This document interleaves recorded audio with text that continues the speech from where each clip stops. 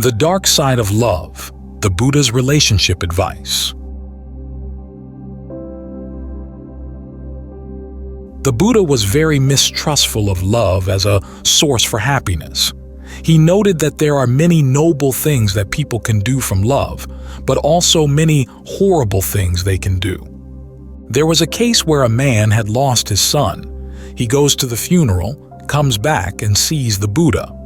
The Buddha asks him, "Where are you coming from?" He says, "From my son's funeral, my only son." And the Buddha says, "Yes, there's a lot of suffering that comes from those who are dear."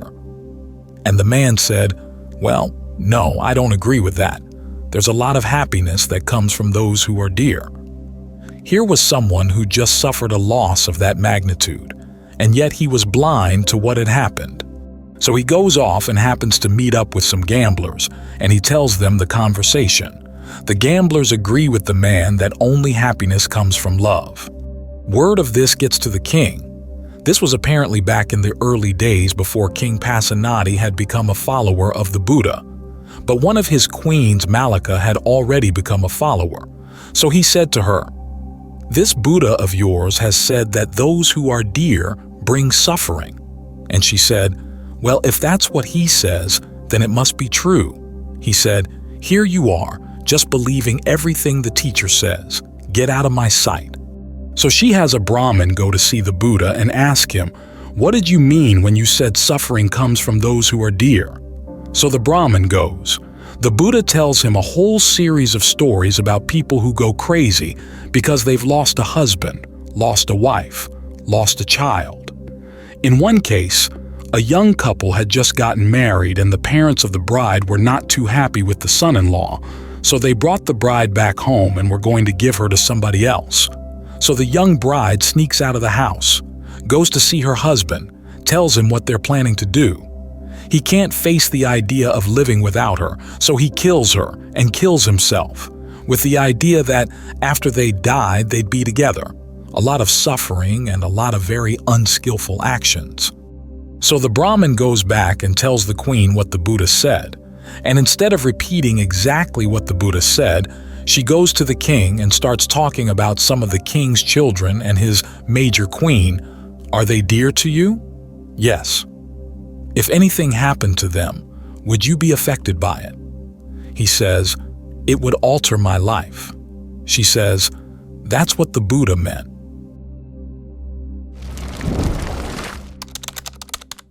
The Buddha's Relationship Advice. We live in the world where there's so much impermanence and we find somebody that we really like, that we love, that we get attached to, and there's a lot of clinging there. The affection is not what the Buddha criticizes. He criticizes the clinging because the clinging is where the suffering is. Clinging basically means that we're feeding off of them. A large part of our happiness depends on them. In that way, they become part of us. So when there's a loss, we feel that a good part of us has been lost as well. Think of all the unskillful things we do out of the concern to maintain a relationship. Fear that we're going to lose someone who's dear to us. There are cases where people will kill and steal and lie and do all kinds of unskillful things in order to maintain a relationship. Yet then the relationship just gets pulled out of their hands. Either one side dies or else the affection dies. But then they're still left with the kamma. Kamma lasts a lot longer than affection. It can go from one life to many lifetimes down the line. This is one of the reasons why we meditate, to find an alternative source of food so that we don't have to feed off of our relationships, a sense of well-being inside, a sense of being able to control our own happiness, control our own mind. Because that's what the problem is. The mind is out of control.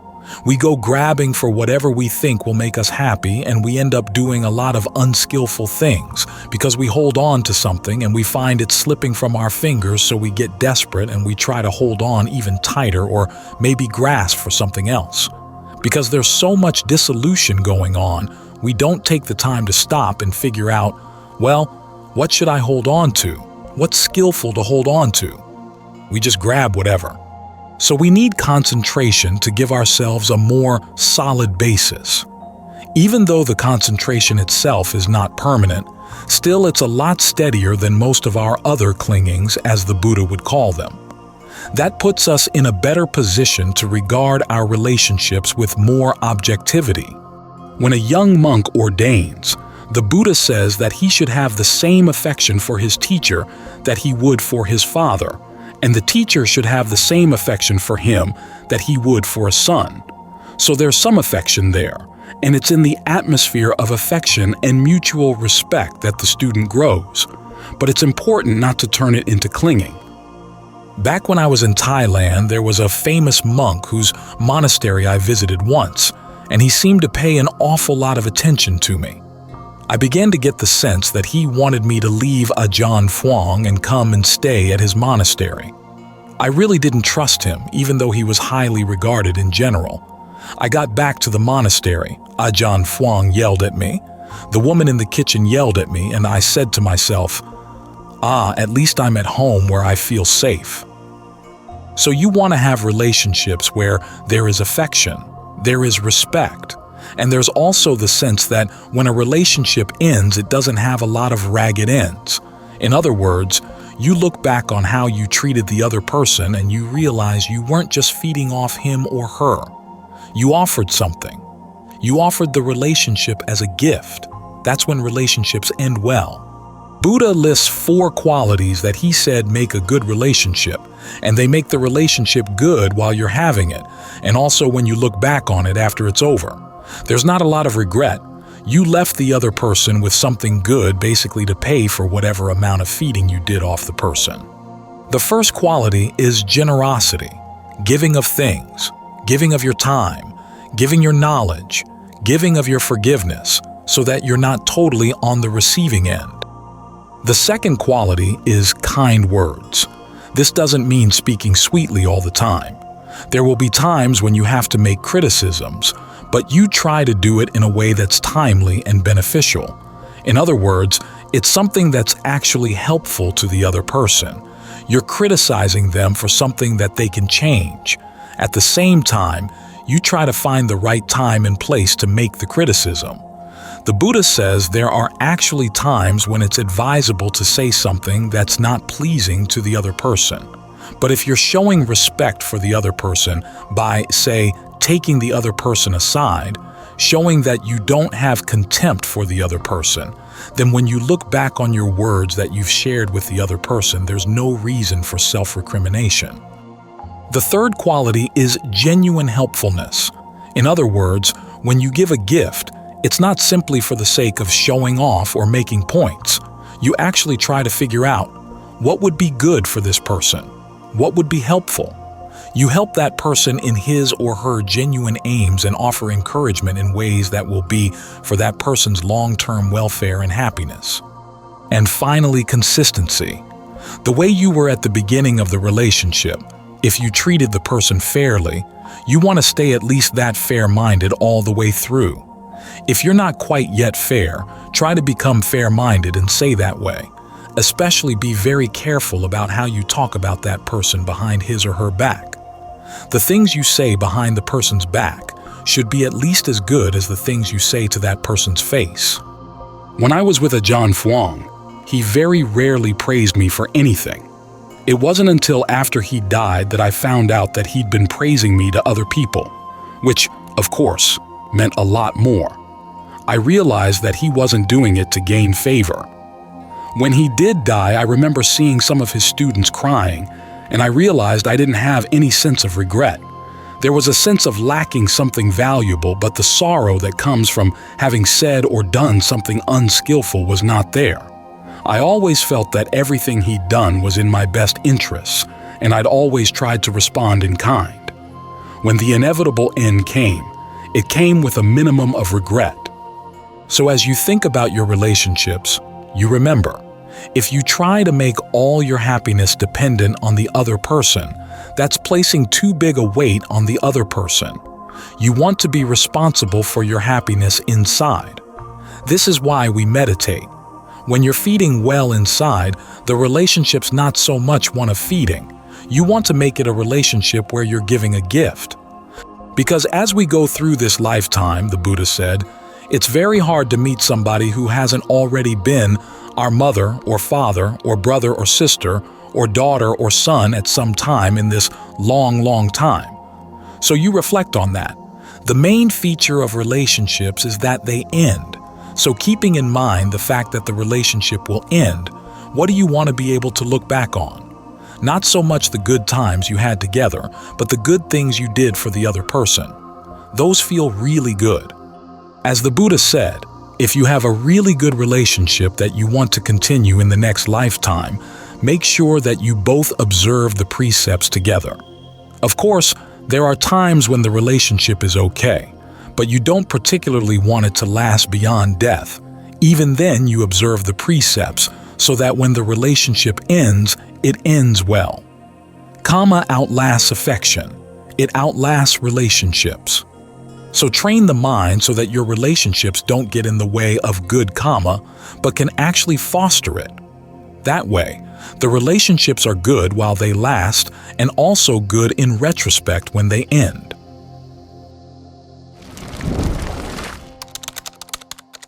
Caring, without clinging. Several years back, about a year after I returned to America, I was teaching meditation to a group up in Orange County and I gave my first interviews. One of the people in the retreat started her interview out by saying, "Buddhism, it's all about love, isn't it?" I was taken aback. I said, "Well, no, it's all about freedom." She was taken aback. We come from a culture in which love is very highly valued, not only as a social virtue but also as a religious one. So it's a little shocking when we come to another tradition where it's not valued so highly.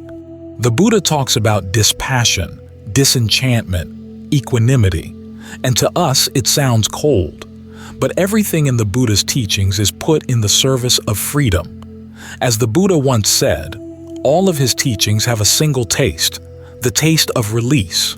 This means that all of his teachings on goodwill on the one hand and equanimity, dispassion, disenchantment on the other are all put in the service of freedom, realizing on the one hand that we have a certain freedom of choice in our actions right now, and that if we learn how to exercise that freedom skillfully, we can come to an ultimate freedom, total freedom, with no limits on the mind whatsoever.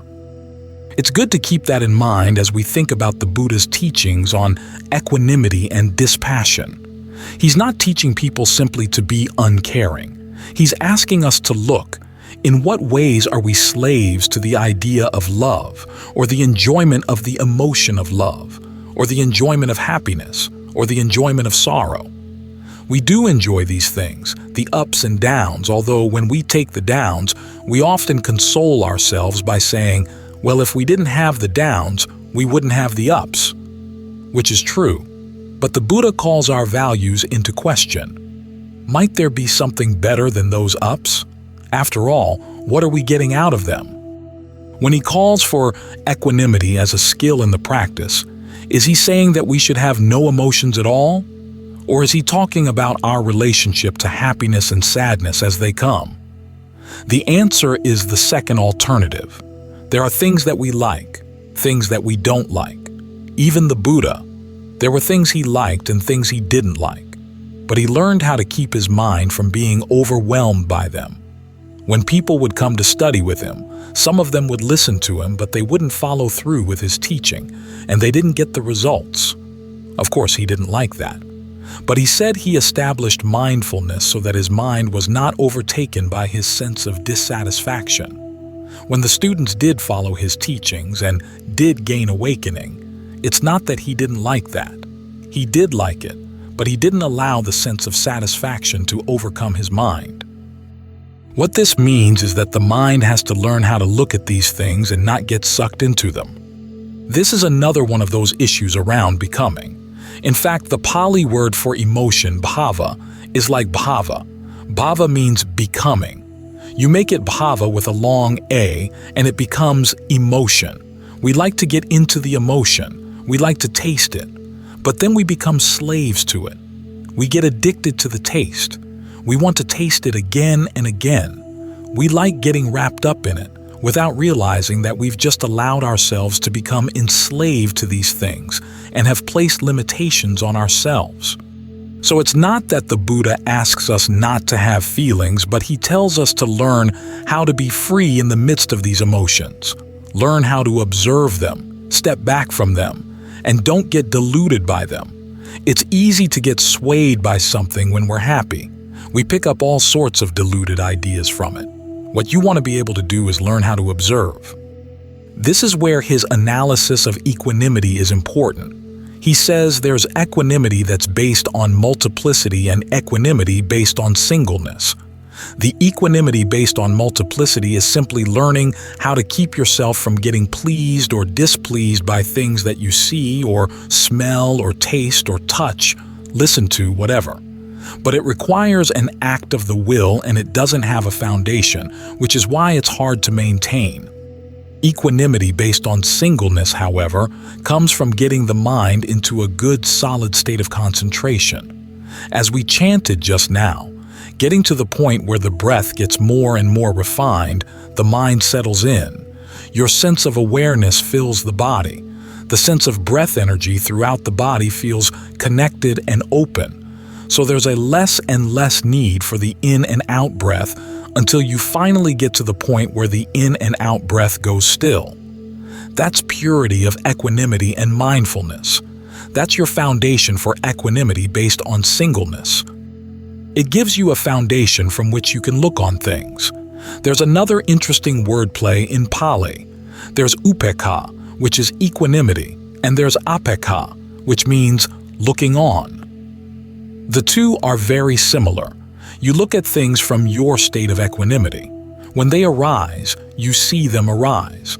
When they pass, you see them pass away, and you realize you don't have to get caught up in them. They can happen. It's not like you're trying to prevent them from happening, but you want to make sure you don't get caught up in the delusion that comes along with these things. The idea that when you're happy, everything in the world is going to go fine. Actually, you know there are problems in the world. Or the delusion that when you're sad, everything in the world is miserable. Well, you know that things can often work out. You can't let your emotions cloud your vision and get you to make thoughtless generalities. You realize that each emotion is a state, and from within the state it's going to have a particular point of view. But you can't trust that point of view. Things are a lot more trustworthy when the mind is really solid. After all, it was when the Buddha was in the fourth jhana that he was able to gain all the knowledges of his awakening. Not that the fact that he was in the fourth jhana guaranteed the truth of everything he saw. He saw his previous lifetimes. He saw beings arising and passing away. That wasn't yet his awakening because, after all, those visions could have been wrong. But then he saw the truths of suffering or stress arising, passing away, and seeing why it arose and why it passed away, and what he could do to bring it to total cessation. Seeing that from a really still and equanimous mind, that's when he really knew. And that was the knowledge, seeing things in terms of the Four Noble Truths that allowed him to find something that was beyond equanimity and beyond the Four Noble Truths. His knowledge of the total ending of suffering was the guarantee. But if he hadn't been able to bring his mind to that equanimity to begin with, he wouldn't have been able to open up to that other dimension. So when the Buddha teaches equanimity, dispassion, disenchantment, he's not simply teaching us to have a stiff upper lip or to try not to feel anything at all. That's not what the purpose is. The purpose is to free the mind. Disenchantment, nibbida, can also be translated as distaste, disgust, revulsion. It relates to the fact that we're constantly feeding on things. We have to get to a point where we realize we don't want to feed on them anymore. The dispassion means that you don't allow the mind to be colored by these things, so that your vision isn't obscured.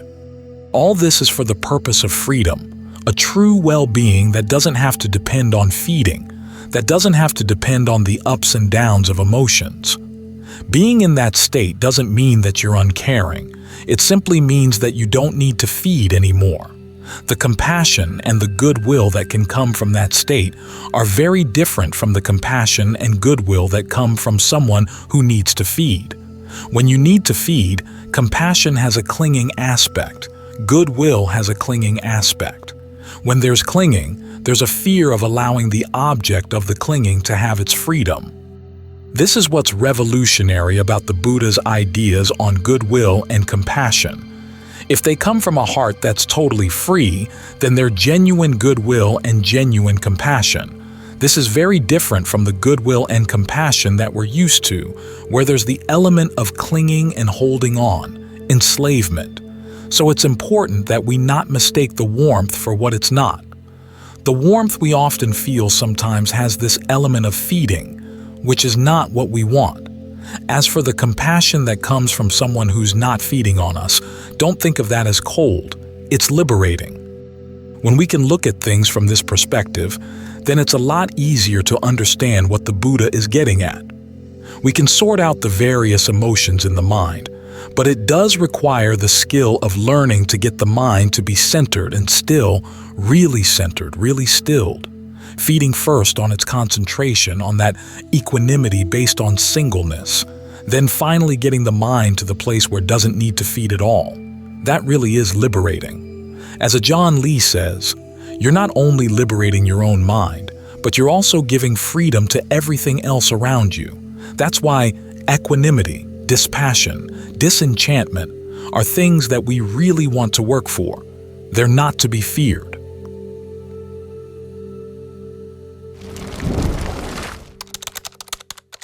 Goodwill.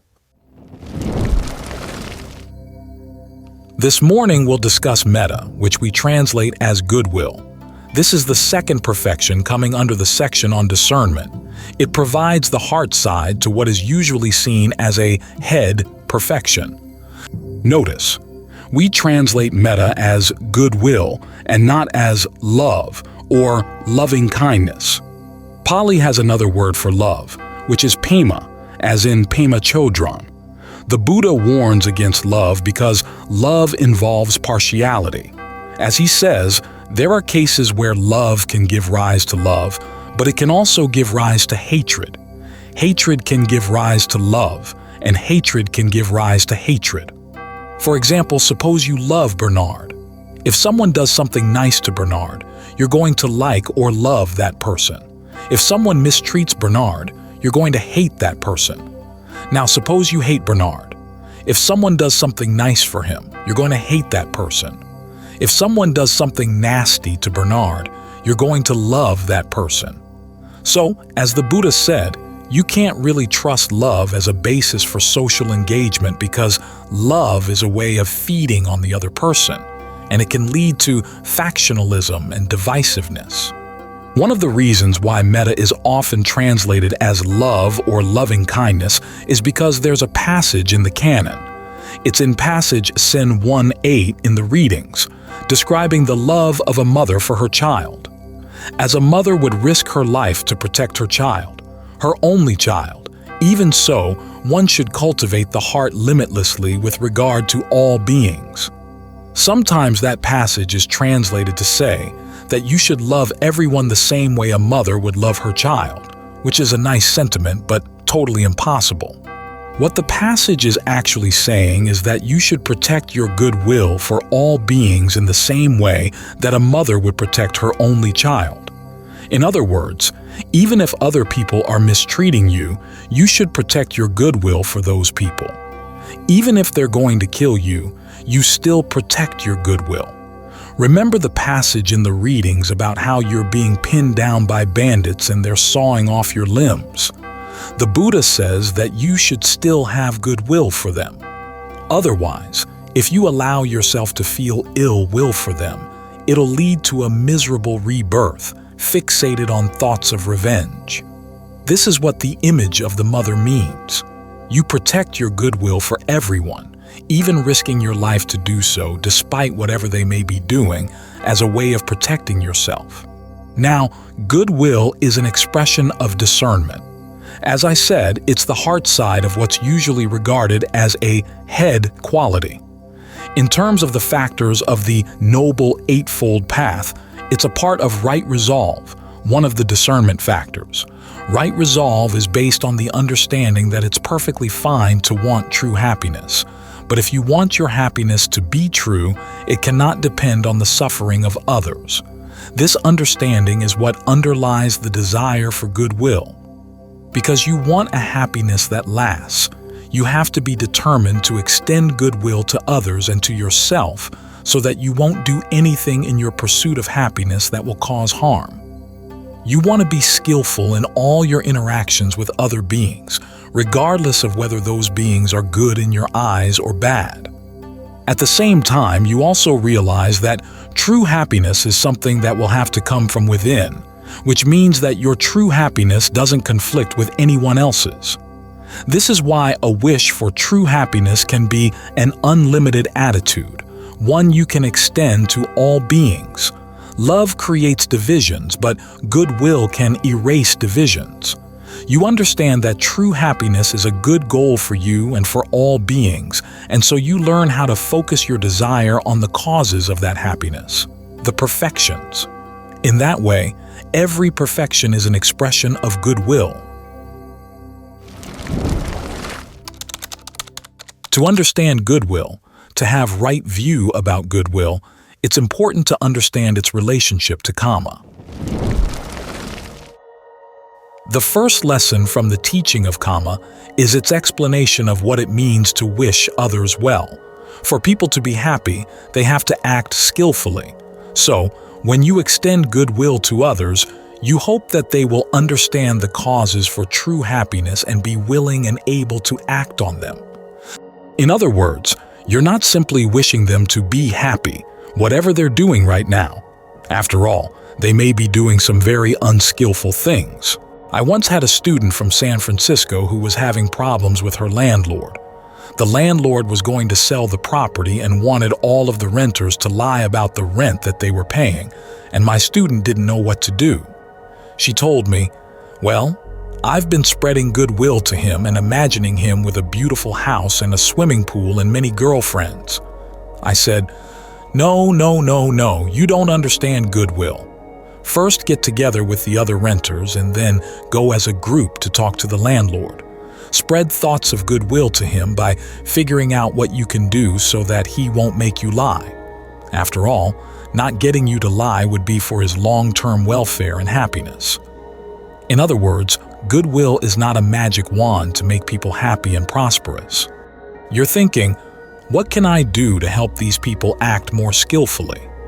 If they're really set on doing unskillful things, you think, what can I do to help these people have a change of heart? That's the first lesson that kamma gives to goodwill.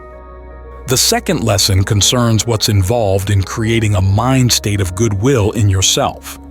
Unlimited goodwill is not an innate feature of the mind. It's simply one of the possibilities that exist in the mind, together with many unskillful possibilities. As the Buddha once said, the mind is more variegated than the animal kingdom. Just think of all the different kinds of animals there are on land, in the ocean, in the air. Your mind is capable of more variety than even that.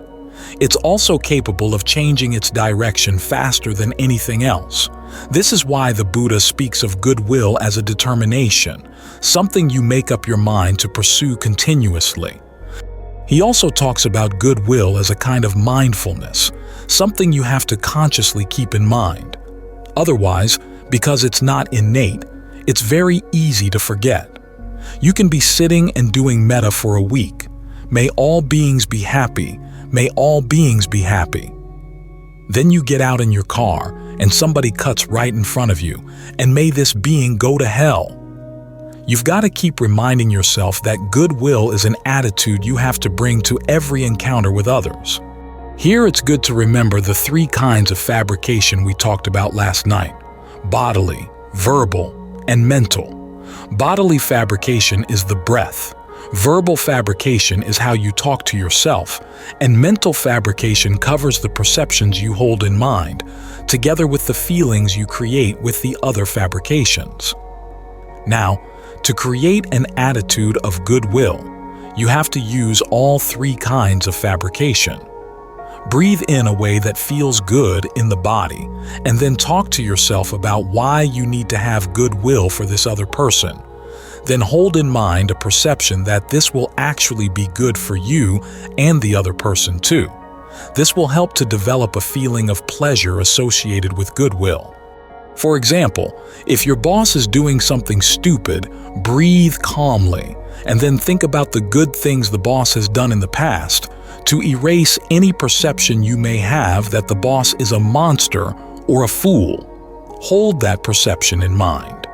Something in your mind may rebel, asking, why think about this person's good aspects when he's doing something so horrible right now?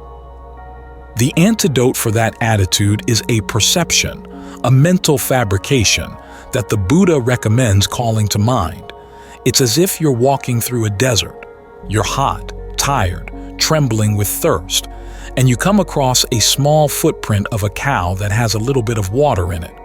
You realize if you tried to use your hand to scoop it up, you'd make the water muddy, so the only way to drink the water is to get down on all fours and slurp it up. Now, this is not a very dignified posture. You would not want someone to come along with an iPhone and take a picture of you and post it on Instagram. However, you need the water, so you don't worry about the dignity. In the same way, you need to think about the goodness of other people, even if it seems beneath you, because you need their goodness in order to nourish your goodness. That's a good perception to hold in mind, making it easier to think about the goodness of other people for the sake of your own goodness. Otherwise, you become like the two dogs in a cartoon I saw once in the New Yorker. They're female dogs. They're wearing makeup and lipstick, and they're sitting at a bar drinking cocktails. Both have very mean and cynical expressions on their faces, and one of them is saying, "They're all sons of bitches." The point there is that if everybody is a son of a bitch, then you're going to be a son of a bitch or a bitch yourself. So, for the sake of your own goodness, you try to think of the goodness of other people. These are some ways in which you use the three kinds of fabrication to create and maintain an attitude of goodwill. The third lesson that kamma teaches about goodwill concerns the reasons for why you need it. Its function is to guarantee the skillfulness of your actions. You want to make sure that your goodness is not dependent on the goodness of others.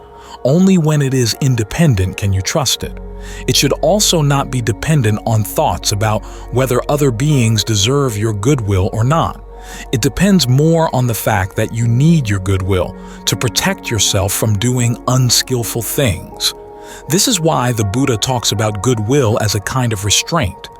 We usually think of goodwill as something open and wide without limits, but it does place certain restraints on what we do, say, and think, so that we don't do unskillful things that will harm ourselves or others.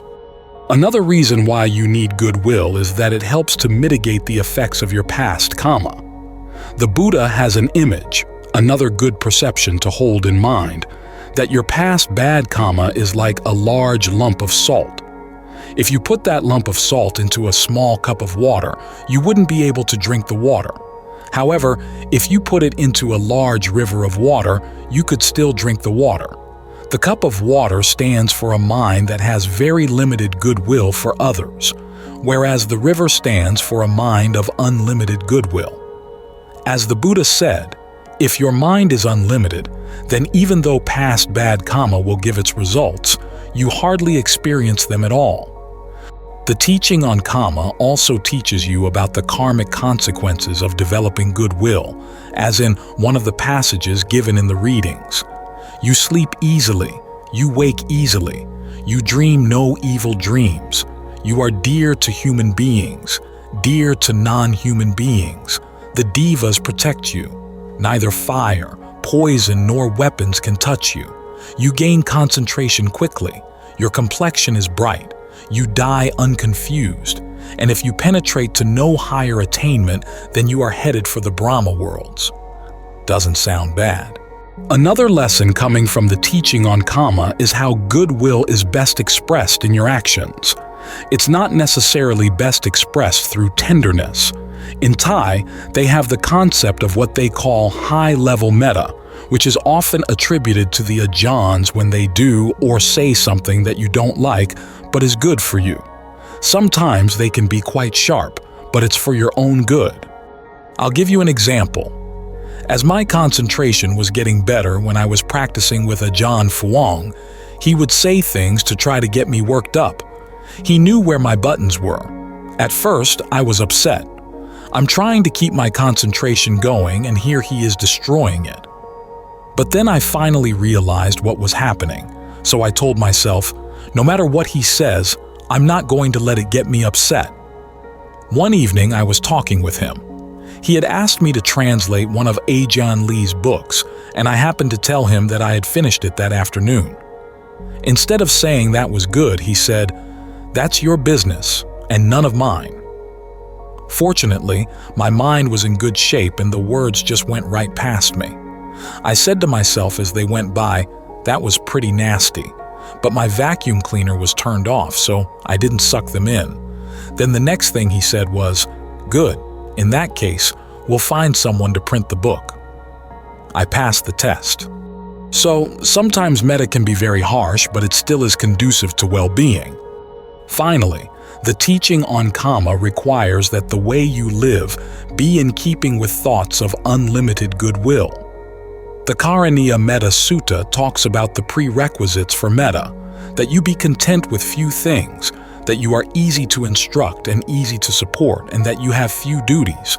Now for monks, what this means is you don't have a lot of building projects. Otherwise, everyone who comes into the monastery becomes a target for your desire to contribute to the building project. It's like the Shackleton expedition.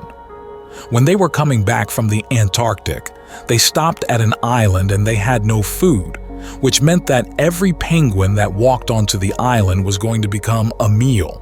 I think about that image every time I go to a monastery where they have a building project that they're promoting aggressively.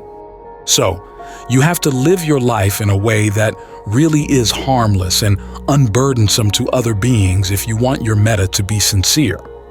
This is how the perfection of metta connects with the perfections of truth, virtue, and persistence.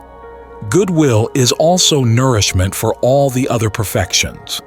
If you develop a mind state where you realize you have no ill will for anyone, it gives you a sense of strength and nourishment.